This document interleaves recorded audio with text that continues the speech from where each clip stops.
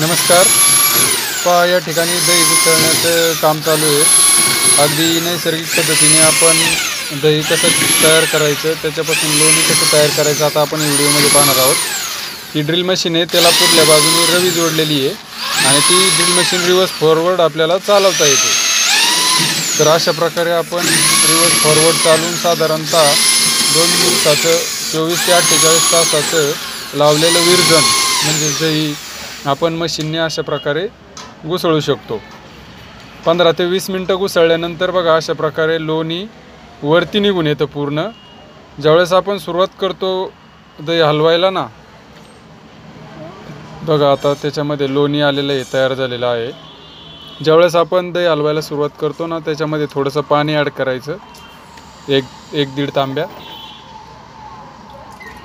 बघा आता लोणी तयार होतं आहे, अशा प्रकारे लोणी काढले जाते.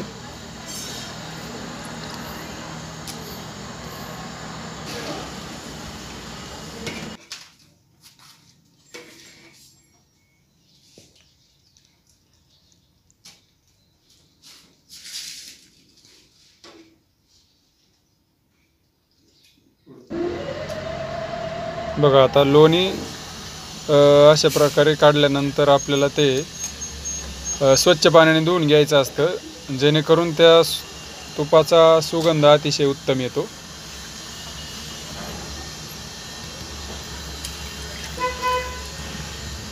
संपूर्ण लोणी काढून घ्यायचं.